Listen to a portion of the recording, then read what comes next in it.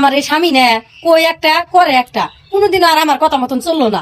আমার তো এখন চিন্তাই ভালো ঠেকতেছে না, কি জানি করি করছে, এটা একটা কাম করছে বুঝি কও।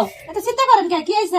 চিন্তা যে করবো না, 2 দিন পরে রোজা নে, ঘরের মধ্যে 500 টাকা আসিল, কইছি বাজারে বাড়াই দিছি, জল্প খেজুর সেমাই একটু চিনি মিনি নিয়ে হোগা, পুলান আছে পুলান গুনা হারাটা দিন রোজা থাকে, তাহলে সন্ধ্যাবেলা একটু ইস্তার কিছু বানাই দিবনি। তিনি সব কি করছে যায়, হ্যাঁ মানে কাপড় নিয়ে আইছে, আমার আবার পিন্ধনে কাপড়ও নাই, কাপড় দিকে তো আমার রাগ উঠে গেছে গা। এখন কয় দেখো আরো 2 দিন সময় আছে, আমি নিয়ে আহিরো, তোমার তো পিন্ধনে কাপড় নাই, তাহলে কাপড়টা পিন্ধো, এটা কয়ে নিয়ে আইলু। কাপড় ডানছে, কাপড়টা বিন্দা কিন্তু তোমার কিন্তু সে মানাইছি।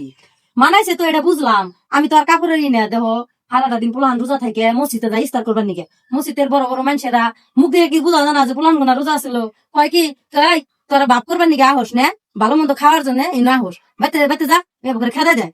তাহলে কছে এখন আমরা বাপ মা হয়েছিল বাইতে যোগাই অগর না খেলেন হারি, ওই মসজিদে যাই মানুষের বেশকি নাচকি শুনে আহে, কিরম বানি খারাপ লাগে।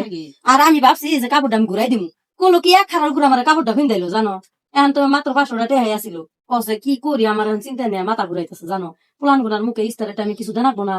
হ্যাঁ মসজিদে গেলে যে মসজিদে মানুষ সবাই গরিব বাচ্চা যে গরিব মানুষ বাচ্চা খাবার পায় না দৌড় বেড়ে আহে মসজিদে খাবার নিকে, মানুষ আজকাল যাও ভাই।